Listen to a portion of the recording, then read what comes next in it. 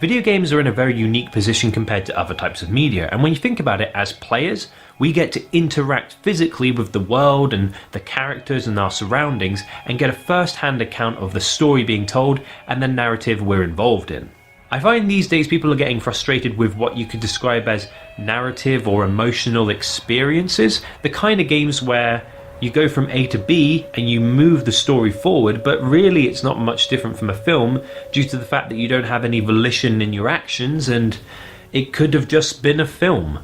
However, today I want to talk about a game that I did play very recently which was so good I had to make a video about it. It's a few years old now and it could be classed as a narrative experience type of game, but I thought it was brilliant. And that game is Brothers, A Tale of Two Sons.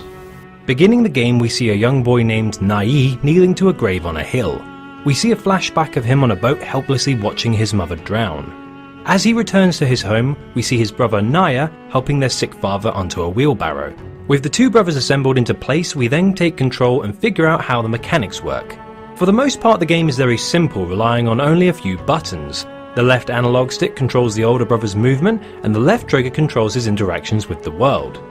The right analog stick controls little brother's movement, and the right trigger controls his actions.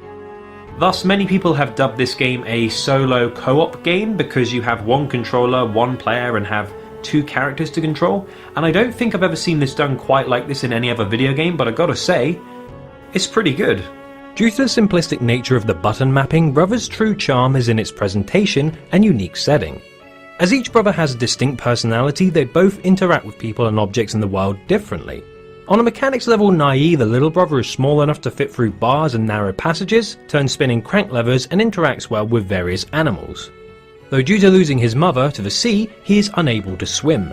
Naia, the older brother, can operate levers, pick up heavier objects, point the direction to our next objective, and due to little brother's fear of water, we can even carry him through the water sections, which would otherwise be impassable. Plus, when the two brothers work together, they can overcome larger obstacles such as reaching high ledges, carrying awkward objects, working in tandem to keep pathways and passages open, and even baiting enemies to allow each brother to maneuver unharmed from dangerous situations. Now, for the most part, the puzzles are actually quite easy. I never really struggled with any of them or spent more than a couple of minutes on each one.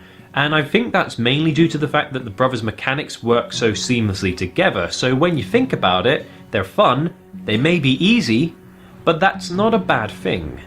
The starting area allows players to try out the mechanics in their basic form and progress the story by giving us our goal. The brothers meet the village elder who tells the boys that their father needs some sort of MacGuffin to save his life, and that's as accurate as I can be at this stage. Honestly, all the characters in the game speak a strange dialect based on Lebanese Arabic, so for the most part all the game's direction and motivations are expressed by gestures, actions and character interactions. It works quite well, to be fair, and I never felt as if I wasn't sure what the characters were experiencing or where I was supposed to be headed. Plus, with the help of some truly luscious scenery, impressive musical accompaniments and moving narrative set pieces, the experience overall is hugely emotionally driven and does a great job of making you feel for the characters and empathise with their situations. This is further embellished by the fact that the game takes place in a fantastical fairy tale world filled with magic, interesting creatures, extravagant scenery, and intriguing subject matter. Especially given the gradual shift as the game progresses towards a darker, heavier atmosphere. And believe me, this game goes to some nasty places. Not only should we bear in mind the death of the brother's mother as the opening act, but we also end up freeing an enslaved troll from an underground stronghold. Then we travel through a dark forest full of hungry wolves and creepy tree creatures, ending with a dream sequence where the older brother strangles little brother to death. Jesus. The game even touches on visceral warfare between the trolls, blood sacrifices by tribal humanoid creatures, the enslavement and experimentation of helpless animals, and more such, delightful subjects. Even the brothers can be total dicks when they want to be.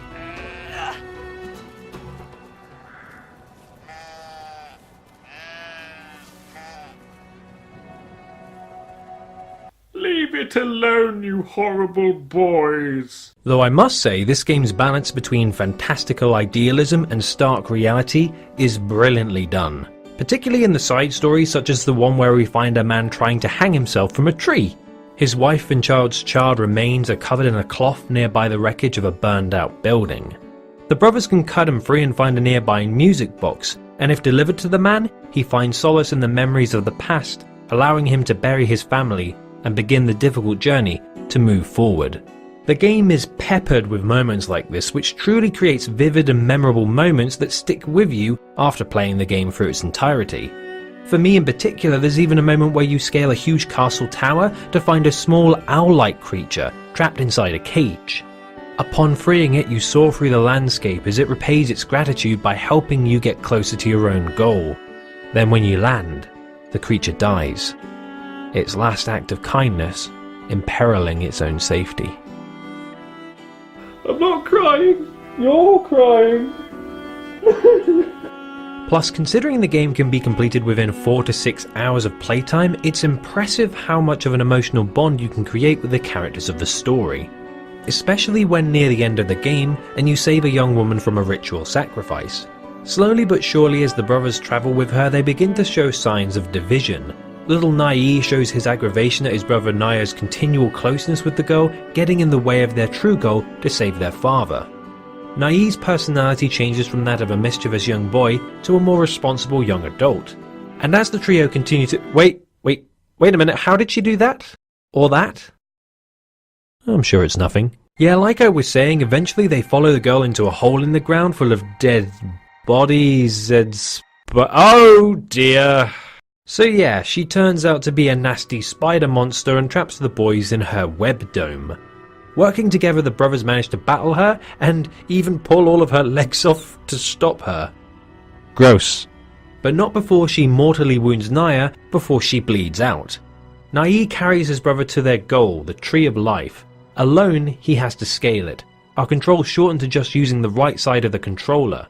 We feel the emptiness, the lack of a familiar feeling. Naiee bottles the water of life at the top and returns to his brother. The next morning, he buries him. As we drag his body into the ground and pile on the mounds of soil, we feel the weight of the task at hand. The loss of half our control in the game truly makes you feel loss, a tangible effect of a narrative so intertwined with the gameplay and mechanics. An owlbird then lands by Naiee, comforts him, and takes him home. As the luscious scenery seen throughout the journey glaze over the loss and suffering found hidden below the surface. It's dark when Naiee returns. He struggles to proceed to his father, the obstacles in his path his brother's specialty, his inability holding him back from that one last step, until as if by reflex, we press the left trigger. Naia spurs on his brother from beyond, his voice reassuring him that he can conquer his lack of strength, his fear of water, his fear of failure. As Naiee stumbles through the elder's hut, he gives him the water of life. His father is saved, but at what cost? The game then ends where it began, a tombstone, a hill, a sombre expression.